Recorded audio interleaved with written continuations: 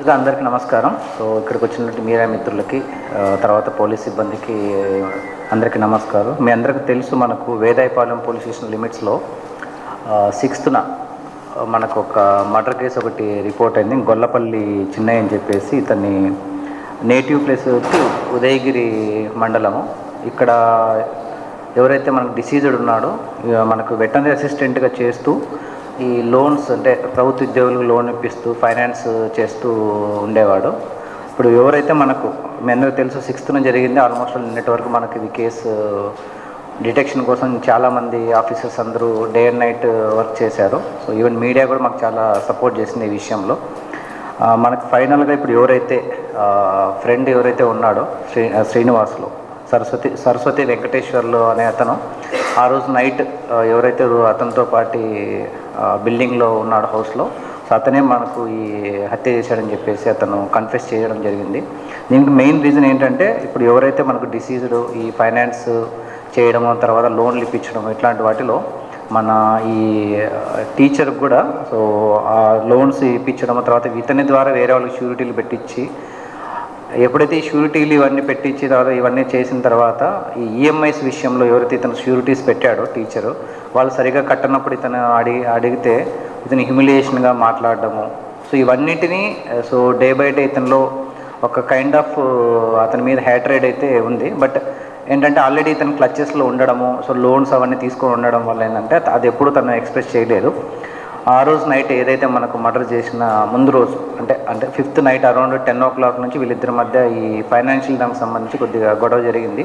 So అప్పుడు కూడా ఇతను హ్యూమిలియేషన్గా మాట్లాడి ఇవన్నీ చూసుకొని నైట్ 12 తర్వాత ఏదో ఒకటి చేయాలనే ఉద్దేశంతో అక్కడున్న డంబెల్ ఏదైతే ఉంటుందో డంబెల్ తీసుకొని ఫస్ట్ ఒకటి తల మీద ఈ ప్లేస్లో ఒక వెయిట్ వేయడం జరిగింది. సో అతను ఆల్రెడీ ఆ రోజు కొద్దిగా సిక్కుగా ఉండడం వల్ల కూడా ఏంటంటే డీప్ స్లీప్లో ఉండడం వల్ల పెద్దగా రెసిస్టెన్స్ రాలేదు అతని నుంచి. ఒక వెయిట్ వేసిన తర్వాత మళ్ళీ దిండుతో స్మాదరింగ్ చేసి తర్వాత 2-3 వెయిట్లు వేయడం జరిగింది. సో ఇది ఆ రోజు నైట్ ఇతను చేసింది. దాని తర్వాత మనకు ఇతను ఆ బ్లడ్ ఏదైతే ఉందో దాన్ని డంబెల్కైనా బ్లడ్ని బయట వరండాలో ఉన్న ట్యాప్ దగ్గర క్లీన్ చేయడము, దాని తర్వాత అక్కడ పెట్టేయడము. సో క్లూస్ టీమ్స్ వచ్చినప్పుడు అయినా డాగ్స్ పసిగట్టగొడకుండా అక్కడే ఉన్న కారం పొడి చల్లడం వల్ల మనకు ఈ 10 daysలో అతను ఓపెన్ కాకపోవడం వల్ల సో డిఫరెంట్ యాంగిల్స్లో చనిపోయిన పర్సన్కి ఫైనాన్షియల్ ఇష్యూస్ మిగతా వాళ్ళతో ఉండడం వల్ల మల్టిపుల్ సోర్సెస్ నుంచి అతనికి మేబీ థ్రెట్ ఉండడం వల్ల కూడా మనకు ఇన్వెస్టిగేషన్ మనకు ఈ లాస్ట్ 10 days తీసుకుంది.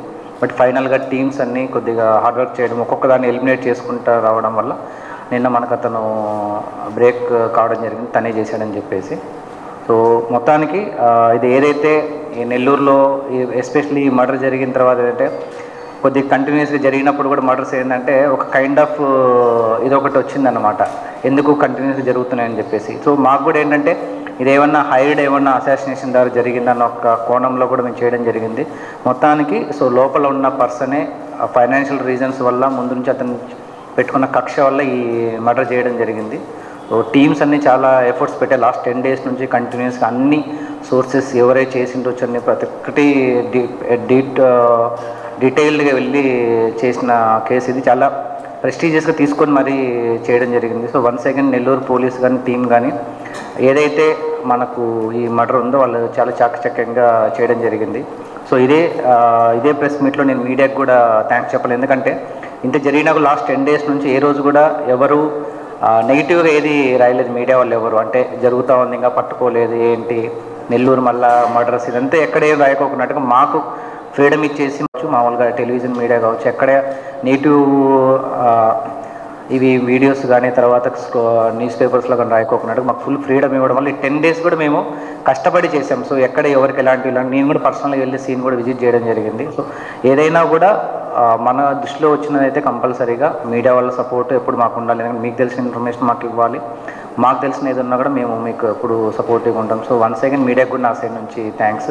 At the same time team additional SP admin గారు కానీ టౌన్ డిఎస్పీ గారు కానీ వాళ్ళ టీం అంతా చాలా ఎఫర్ట్స్ పెట్టి చేశారు. సో వాళ్ళకి టీం మెంబర్స్ అందరికి కూడా నా సైడ్ నుంచి కంగ్రాచులేషన్స్. Thank you.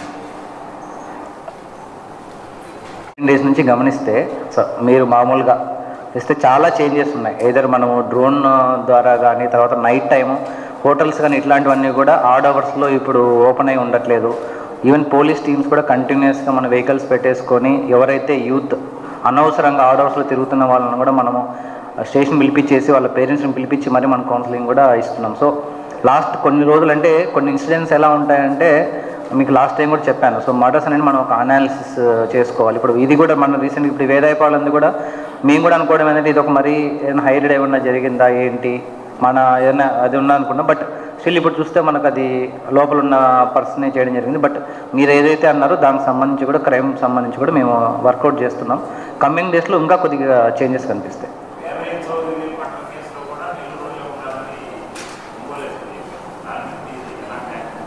సో దానికి ఇప్పుడు ఏదైతే జరిగిందో సో ఫస్ట్ అనాలిసిస్ చేసుకున్నాం. అంటే ఏ రకంగా వాళ్ళు అటు వెళ్ళారు, ఎవరు అప్రోచ్ అయ్యారు అనే దాని మీద ఫస్ట్ మనం వర్కౌట్ చేసుకున్న తర్వాత మనం ఏదైనా చెప్పగలం. ఎందుకంటే మనకు నిన్ననే విషయం అంటే ఉన్నాళ్ళని తెలిసింది, బట్ ఎగ్జాక్ట్గా ఎలా వెళ్ళారు ఏంటనేది మనం యాక్చువల్గా అనలైజ్ చేసుకోవాలి.